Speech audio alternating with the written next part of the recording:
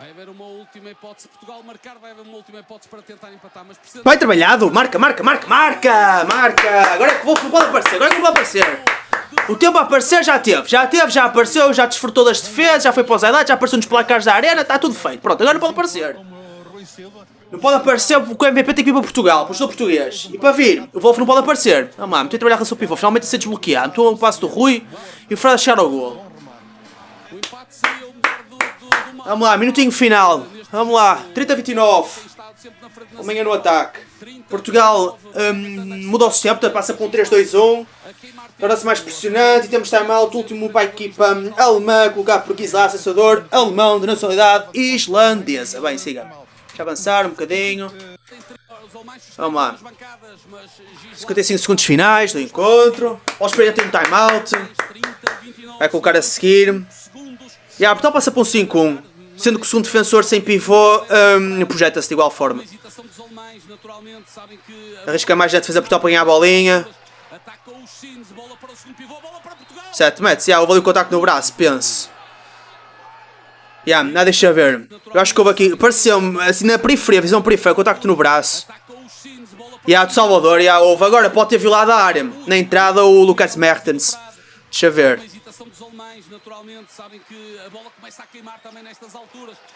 Não, tudo legal. É 7 metros, é 7 metros. É 7 metros. Livre de 7 metros, marcou o arco de baliza. Está um jogador alemão caído. Entrou o pivô. Francisco Costa para ir ver ao VAR que não foi nada.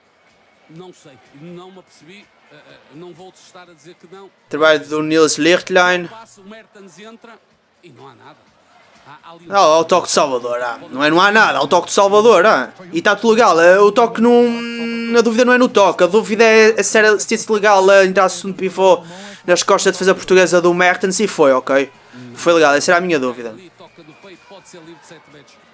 Não é pode, é. Pode ser livre de 7 metros, não sei o que é que já disseram, penso que marcaram 7 metros. Luís Frade, um jogador que joga num... Bem, 7 metros, petónica na baliza. Rapaz, vamos lá. Tu incorpora o teu modo Dinamarca, Petónica. Vamos lá, rapaz, frente a frente com o Lucas Tzerbe. Petónica, anda, marcou, fogo. E pronto, Portugal vai perder, né? Tem 29, 30 segundos, ou Portugal faz agora um golinho em 10 segundos e depois saca a bolinha no ataque alemão. Mas a Alemanha já com as faltas, está mal para o Pereira. Portanto, 23 segundos. Vai ter que acontecer o chamado ataque 3 segundos e depois posso para a Alemanha marcação individual. Oxalá a Alemanha se reencontre com as falhas técnicas, Portugal ganha a bolinha, faz gol, empata.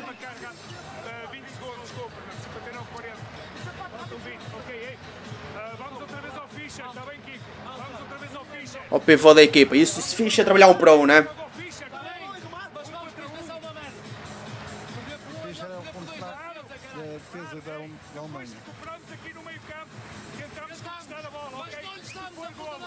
Homem a homem. Pois é, homem a homem. Porque perder por 1 ou por 2 é igual a litro, meus amigos. Perdes, pronto, acabou. Portanto, é jogar para o empate.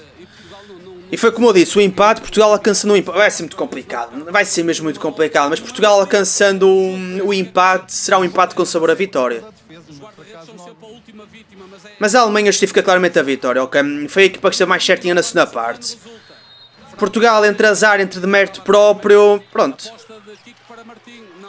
Acaba por perder o jogo, acho eu, calma. Martim a trabalhar, já o aposta e entra, e agora com calma, Alemanha, ó. 9 segundos, 8, esse jogo passivo, o que vai acontecer provavelmente. Pronto, 3 segundos, e a chegar ao golo, cá está, pronto. 32-30, a Alemanha fez o seu papel, ok, qualquer outra seleção esta situação faria. Isto é só engrandece aquilo que é Portugal, ok, o efeito de Portugal que é ser considerado uma equipaça, porque a Alemanha dar-se ao luxo de fazer isto, o tal chamado anti-jogo, mas que acaba por ser legal, ok, o que é, só é demonstrativo que Portugal é um osso bastante duro de roer, difícil de roer e leva a que uma equipa como a Alemanha tenha que fazer isto para vencer o encontro, ok? É o que é, Portugal, várias coisas falharam neste encontro. Em primeiro lugar, não nos podemos esquecer do contexto. Entre a Alemanha, lá porque ganhámos a Dinamarca, não quer dizer, para lá, que está aqui uma confusão, não. É, podes poder tirar satisfações com a dupla, né? Pronto. Não vale a pena, agora está a reclamar. E a dupla não podia fazer muito, porque ali, ok, eu tinha que estar a contar os segundos, tudo direitinho, o que pode ter eventualmente violado. Mas está uma conversa engraçada. O que é que se passa? Vamos ver se eles não vão escrever que ele estava a falar com o delegado a apontar para o Paulo Jorge Pereira. Não adianta, nesta altura, tentar... Está aqui a falar do atraso da reposição. É que o que ele pode fazer é levantar nesse jogo passivo, ok? O lance autorizado, portanto autoriza. Não, eu acho que não viola tempo algum, portanto tudo é legal. Agora, a Alemanha claramente foi a jogar para o passivo, pronto. O que vai acontecer?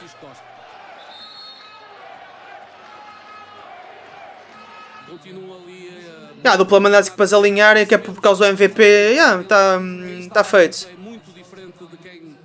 Está na bancada ou de quem está aqui a comentar, percebemos a frustração de toda esta gente, mas há que aceitar o resultado, pensando já no próximo desafio. E os jogadores portugueses só têm que alinhar para a cerimónia, porque só isto pode levar multas, pode levar castigos, pode levar tudo. Devem estar a tentar. E os árbitros vão ver a questão do tempo. Mas agora acabou o jogo, claramente. É o apito dos árbitros que manda. O Rui vai aconselhando calma aos colegas. Ok. André Silva MVP. Agora a RTP mostra. No jogo da Dinamarca não mostrou, que nos interessava. Aqui que não interessa a ninguém. O André ofereceu muito bem. Pronto, e é aí que eu queria chegar. Portanto, agora já fazendo um balanço do encontro. Este pós-término do encontro foi engraçado. Mas é assim, a dupla, o que é que poderia ter feito? Levantar-me nesse jogo passivo. Ok, sinalizar-me nesse jogo passivo. Levantar o braço então. Porque a Alemanha fez tudo dentro da legalidade. Pareceu. Ok, demorou mais, retardou. No jogo passivo, pronto. Depois a partida dupla apita. Quando apitaram, tinha que estar a ouvir. Pronto, a tal questão do tempo que demorou a executar-se vencido, eu acho que foi dentro do tempo regulamentar, digamos assim, da legalidade. Portanto, tudo fluiu. Agora, a Alemanha deixou-se arrastar, né? Foi arrastando, foi ali na tranquilidade e totalmente de saída, meus amigos, faz parte, ok? Portanto, a Alemanha acabou por jogar com as regras, digamos assim, tá? A dupla pouco ou nada poderia fazer, aliás, o que fez, que foi deixar o jogo seguir, não sei se chegaram a levantar nesse jogo passivo, sinalizar, mas pô, mesmo que sinalizassem, não ia fazer muita diferença, portanto, não há assim nada a dizer de particular. Agora, fica mal se a Alemanha fazê-lo, fica, como é lógico, tem aqui um aspecto positivo isto que a Alemanha fez, significa que estamos no caminho certo, ok? A seleção está a fazer o trabalho da maneira certa, porque já estamos a conseguir impor este respeito à Alemanha, que tem que ir ao encontro deste dito antijogo, pronto, de retardar isto, aquilo, e tal, não sei quantos, para vencer a nossa seleção, para garantir que vence a nossa seleção. Portanto, meus amigos, nesse aspecto mostra que aquilo que Portugal está a fazer, está a fazê-lo bem, e estamos então por isso no caminho certo. Em relação ao encontro, uma vitória que se justifica claramente. Portugal esteve altamente ineficaz neste encontro de manifestação. Andreas Wolf apareceu em modo mundial, quartos de final mundial entre Portugal 2025, claramente. A diferença é que nesse mundial, ou nesse jogo em particular, Portugal, ok, venceu pela insistência, portanto, fartou-se de rematar, rematou N vezes, que teve situações para finalizar e por isso fazer golo, e o Wolf defendeu umas tantas, mas a maior parte das situações que foram criadas, Portugal concretizou em golo, mas foi na insistência que conseguiu fazer esses golos. Neste caso, Portugal não conseguiu criar tantas situações de finalização como criou nos quartos de final, lá está a diferença, e o Wolf apareceu da mesma dimensão, na mesma proporção que tinha aparecido no Mundial ano passado. Portanto, crias menos situações de finalização e de igual forma falhas à semelhança do ano passado, tiveste menos situações para finalizar, acabas por fazer então menos golos, e foi o que aconteceu neste encontro. Portugal foi assim de altos e baixos, ok, neste encontro. Não posso dizer que tenha estado particularmente mal, não digo porque estamos a falar de uma Alemanha que eu sinto que a Alemanha neste ano, portanto nesta fase europeu, por comparação com o Mundial 2025, está melhor, principalmente em termos defensivos. A Alemanha que defensivamente sempre foi uma referência, e é uma referência claramente, mas eu, por comparação com o ano passado, sinto que a Alemanha este ano está melhor. O Kiesler, o Tom Kiesler, o lateral esquerdo, que é um defensor sim da equipa de Gummersbach, que está a estrear em fase final do Serviço da Alemanha. Foi uma grande surpresa, eu já tinha destacado isso nesta análise, fui destacando. Foi uma grande surpresa em termos de defesa, um jogo que acrescenta bastante esta seleção. Depois a seleção fez valer obviamente pelo seu todo, portanto o coletivo da Alemanha defensivo fez-se valer, mostrou-se muito bem e de tal modo que fez aquilo que Portugal não queria, acho eu, trabalhar em termos ofensivos, que é trabalhar para as pontas. Ok, a Alemanha obrigou Portugal em vezes a trabalhar para as pontas essas que foram muito bem anuladas por este homem, que vocês não estão a ver, quem está a ver no YouTube, quem está a ver no Patreon, estão a ver este homem que foi o MVP, o Andreas Wolf, tá? Andreas Wolf, que não é, fez o que quis as pontas portuguesas, porque Portugal até no início do encontro, ou até um dado momento da segunda parte, foi-se mostrando até relativamente bem das pontas, mas depois entrou ali num período de uma altíssima ineficácia, tá? Esqueçam. Depois também juntou-se a questão de pivôs, aqui eu lá não conseguia fazer o gol. Portugal também com um foco na relação pivô, houve uma fase do encontro, ou várias fases, em que não conseguiu explanar as suas ideias quanto à relação com o pivô, e a Alemanha está muito forte na zona central em termos defensivos. Depois, quando conseguia relacionar-se com o pivô, fazia o gol, mas também falhava.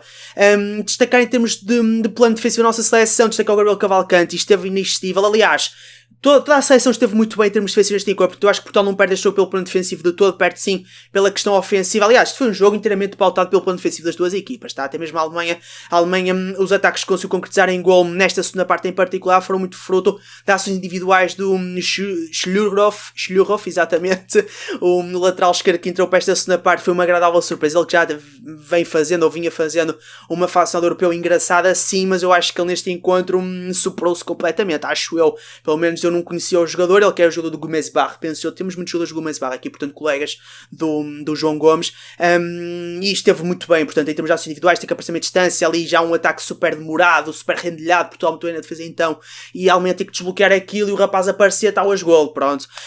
Foi o que valeu nesta segunda parte da Alemanha. Nesta reta final a Alemanha já trouxe um jogo mais associativo, ou seja, um jogo mais coletivo, que conseguiu desbloquear em termos de trabalho coletivo os seus ataques, e destacar com essa relação pivô da Alemanha é fortíssima, assim, Portugal no arranque do jogo, nos primeiros minutinhos teve dificuldades para anular a relação pivô, depois soube anular muito bem durante um bom período da primeira parte, anulou muito bem e eficazmente então na relação pivô da seleção alemã. Na segunda parte, durante grande parte da segunda parte, passa a redundância, anulou muito bem a relação pivô da Alemanha.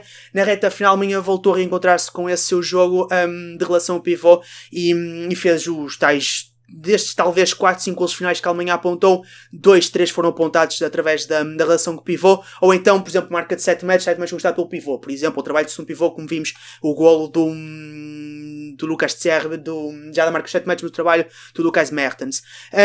Portanto, uma Alemanha que justifica a vitória, já tinha dito antes de entrarmos mesmo ali no último minuto, já tinha dito para aí, faltarem 10 minutos talvez para o término do encontro, já tinha dito que a vencer, obviamente que poderia acontecer Portugal fazer uma reta final fantástica e vencer o encontro e essa vitória explicar-se então por essa fantástica reta final, porque o resultado é sempre justo, é sempre coerente com aquilo que foi o encontro, porque, meus amigos, o resultado vem no seguimento a uma consequência do que se passa dentro de campo, do que acontece na quadra, né? Portanto, nesse sentido, há sempre uma história ou algo que explica aquele resultado final. Mas olhando para a tendência do jogo no seu todo, a Alemanha foi estando praticamente o jogo todo na frente do marcador, esteve mais tempo na frente do marcador. Olha, da mesma forma que no Dinamarca-Portugal, se Portugal tivesse perdido esse jogo dentro da Dinamarca, eu diria que Portugal seria talvez a equipa que melhor se ajustaria à vitória, portanto a vitória melhor ajustar-se-ia à seleção nacional portuguesa, porque foi a equipa que mais vezes esteve na frente, mais tempo esteve na frente do marcador diante da Dinamarca.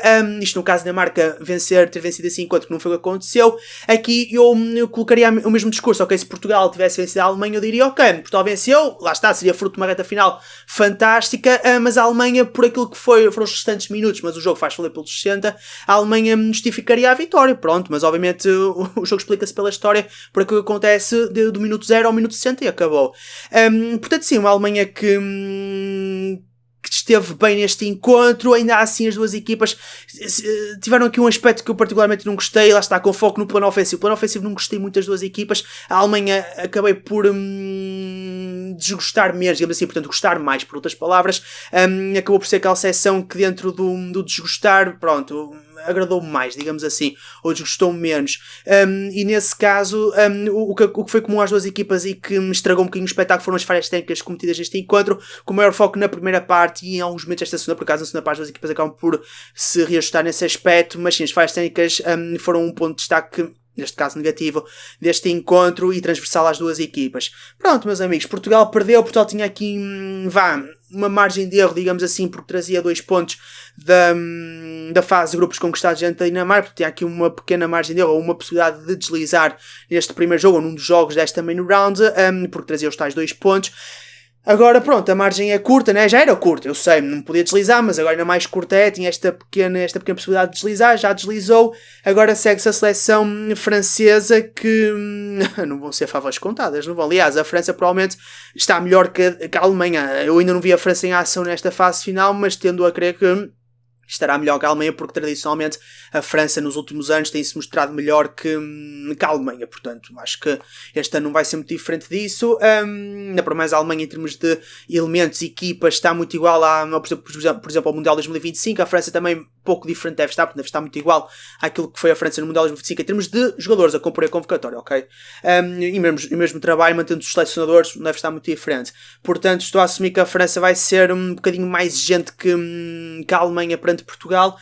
Vamos ver como é que Portugal se vai mostrar. A verdade é que Portugal não se ressentiu, pelo menos não demonstrou isso, não transpareceu isso, ter-se ressentido do desgaste físico que jogou dentro da Dinamarca, mostrou-se muito bem. Paulo Espreito também teve esse cuidado, principalmente na primeira parte, rodaram várias peças, sim, promoveu uma grande rotatividade na seleção. E pronto, os jogadores foram-se mostrando muito bem, uns ok, não foram chamativos, também não tiveram muitos minutos, mas deram o seu contributo no jogo, e algo que ainda não tinha acontecido na nossa seleção, pensou que não tinha acontecido.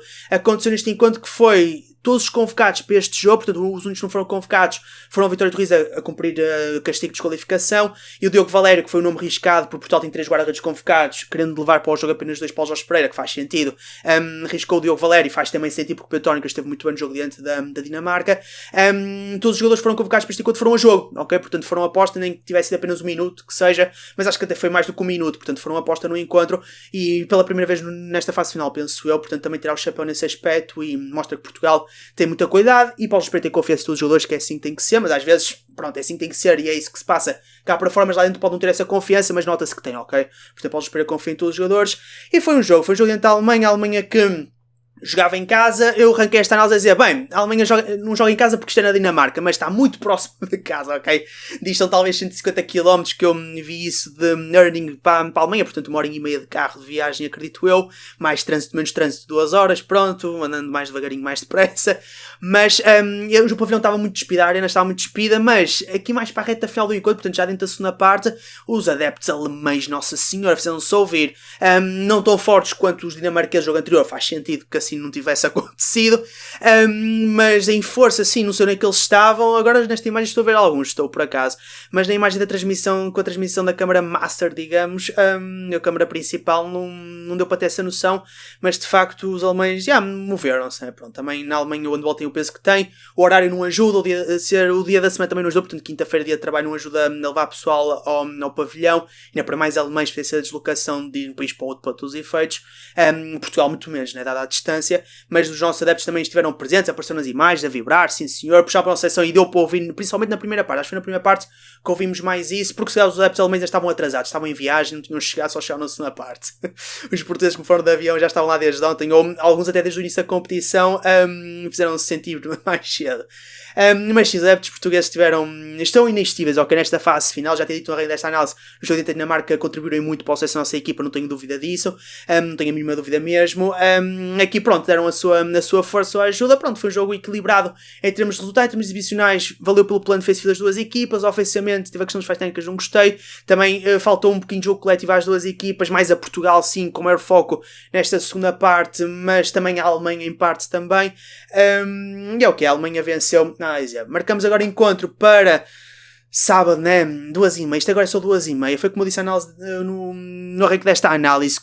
Quem fez o cruzamento do primeiro classificado de jogos, quem agendou no fundo os jogos para o primeiro classificado do grupo B, estava mesmo preguiçoso. Meteu tudo para as 2h30 em Portugal. Portanto, lá são 3h30 locais. É o que é. Mas pronto, jogo diante da seleção francesa, sábado. A análise e o vídeo de react ao último minuto saem no YouTube.